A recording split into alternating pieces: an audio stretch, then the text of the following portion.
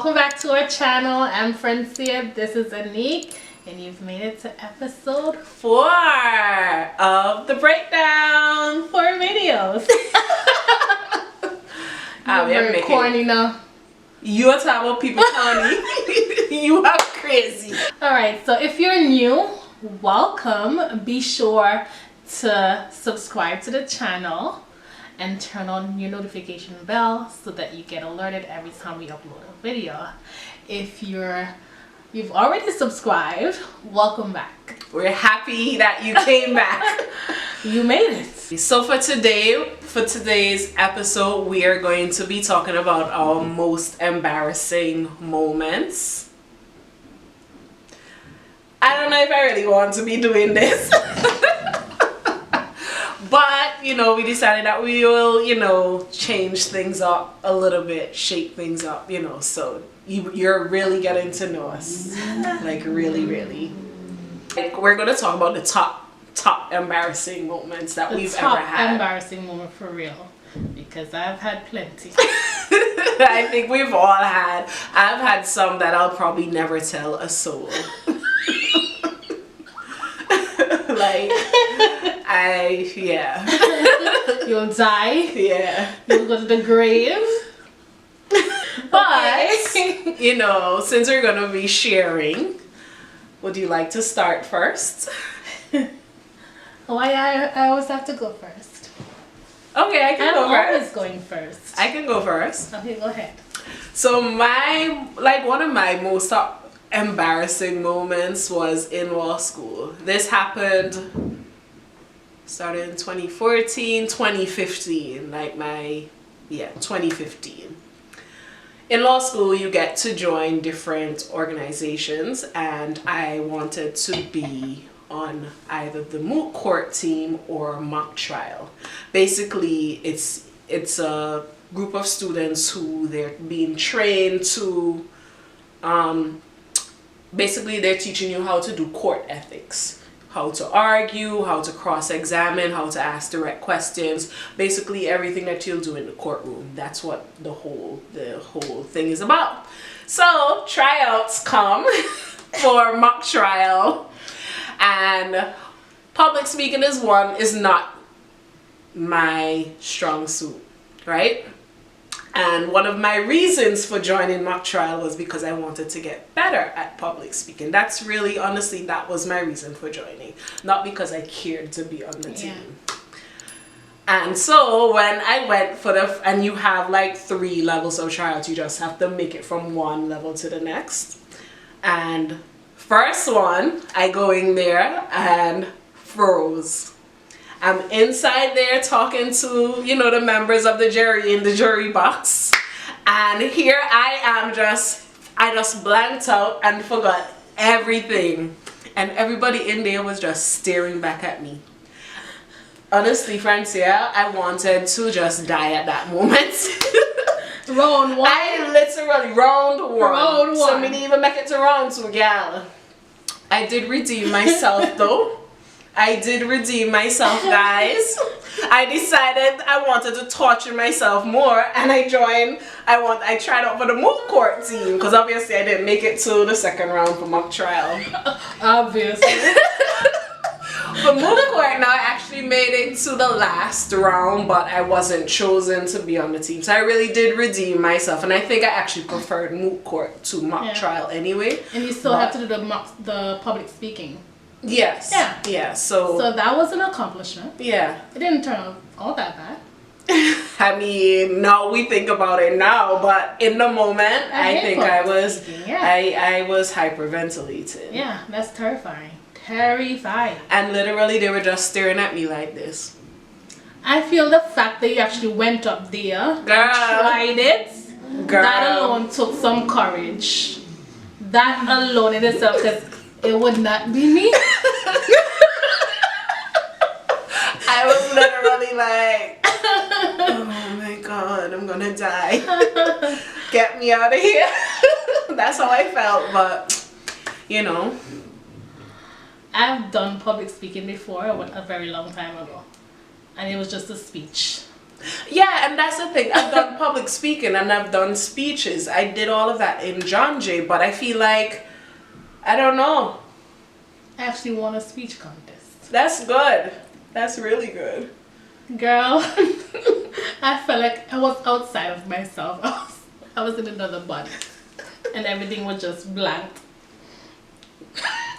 I feel like that's the key to doing these speeches though, because I feel like you need to, I guess other people are better at it, but I need to not feel like I have everybody staring at me. Yeah. Because it's literally, I was in a room. It wasn't even, well, it was a big room, but where we were, it was just us. Yeah. So it wasn't like I had a whole audience, but I had maybe like 6 to 12 persons in front of me. But can you imagine that silence? Deafening. If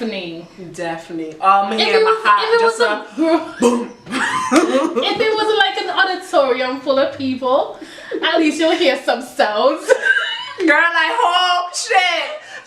Imagine if, oh my god, I would literally die. Honestly, I would just walk off. I would literally. I would have died. Yeah. Okay, so tell us about your embarrassing moment now. My embarrassing moment is nothing recent, but I feel like it happened yesterday. You feel like you're still reliving it, basically. Yeah. So my most embarrassing moment happened in high school, PM. I think I was in 3rd form or 4th form at the time, but we used to hang out by the chemistry lab, which is behind the school, in the science department. Yeah. In the science department, we used to hang out back there. I had a boyfriend at the time. Oh, did you now? I had a boyfriend. Stop making me laugh. How am I making you laugh and you're the one that's not laughing? Oh my goodness. I had a boyfriend at the time and we were inside of the chemistry lab and we were in a very compromising position. Then I looked to my right by the windows and I saw Mr. Green coming, which is the principal of the school. And we locked eyes. You locked eyes with him while you were in I was in the compromising position. Because you imagine somebody's right here and you look to your right, you lock eyes with the principal. Oh my god. So he came around and he escorted us to the principal's office. And this is the most embarrassing part. Having to walk. I don't know if you've been to PM school, you know how PM is set up, and the science lab to the principal office is a long ass walk. It's a very long walk. A lot. And it's a lot longer when the principal is walking you to the office, you and the boyfriend, and the whole school behind walking with you. So they were following behind you. Behind the bus. And Mr. Green didn't drag them back in? No, they came with Mr. Green. Oh! So whoever he be, that snitch. I didn't even know that. They came when I saw him, people were walking behind him. So they followed us to the principal office. I had to have a meeting with the principal. And, you know, they call in the parents. Could you imagine me explaining that to my mother? Oh, Francine's When it comes to stuff like that, my mother was very silent. Like, her silence alone was enough. You're done now. Like, if she would argue, you would feel better. I feel like the silence be killing you. Yes. It was especially that long drive home in silence. And then she'll just look at you like...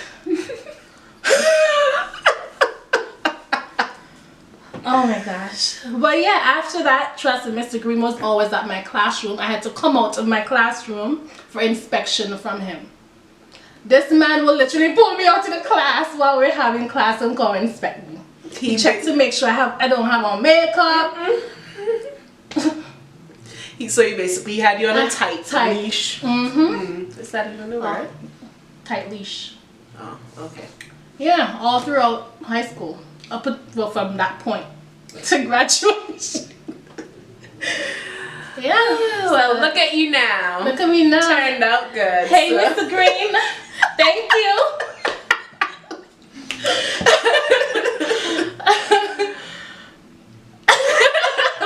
You need help, honestly. Oh. To be honest though, I honestly don't remember it happening. Because it happened to you. But I feel like I would remember the whole school following behind you. And he talked about me at assembly. I don't remember when he used to tell stories at assembly?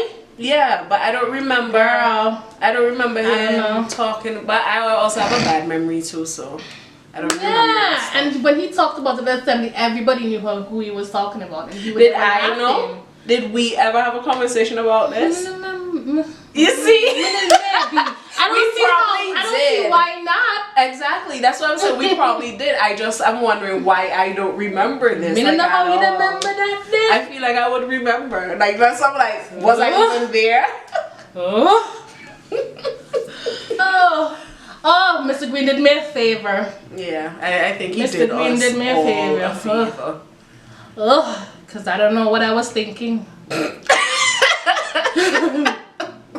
I don't know what I was thinking.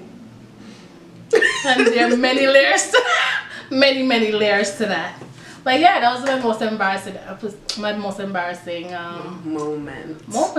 All right, so those were our most embarrassing moments. And if you have an embarrassing, we have the worst neighbors. Honestly, we really do. They used to be a lot worse though. They've gotten better. As I was saying, so those were our most embarrassing moments. Okay, so the takeaway from that is just don't take life too seriously. What you may think is a totally big deal, life-changing moment. You will never recover from this in the moment. That's what it seems like, but trust me. Next week, you'll find something else to be embarrassed about. Exactly. But that took a long time for me to get over that one though. How long? High school, 2 years. It was 4th form, so 5th form, 2 years. But yeah, I feel like my embarrassing moment especially, it was definitely one that I learned from. I think obviously I've gone way past that. That was 2014 and we're now in 2020. Not that, you know. But my takeaway was you should also face your fears. Even if you're afraid, go out and go apply for that job. Don't be scared to do so. Go do your public speaking if you think this is something you want to work on. Or even if you think you're good at it and you want to get better. This is something I feel like we should all face our fears. So my takeaway from my embarrassing moment was facing my fears, which obviously I went back and did because I love to torture myself. And it's funny, I think she'll be a great public speaker because Anika likes to speak. I like to speak to you. I don't like to speak to the room filled with people staring at me. Shit. Fine. Everybody thinks that I'm into public speaking. I'm really not. I talk to y'all a lot. I run my mouth 24/7 to y'all. Okay? Let us get this straight. But yeah. And also, from my experience too, I also appreciate Mr. Green a lot. Yeah. Because from that scenario, in the moment, you just think he's just being a hard ass. Yeah. And looking back on that, I can tell he was somebody who actually cared about... he actually gave a shit. Yeah. Like, he literally actually cared. He cared about the path that I was going on. He was even looking at my grades. He was looking at me. Why, basically questioning why was somebody who's getting these good grades in this position. So that, I mean, that's one of the reasons why he kept checking up on me. So much thanks to Mr. Green for that. Alright. Alright guys, we've reached the end of another episode. We really enjoyed making this one. Yes, definitely. I think this one was really fun.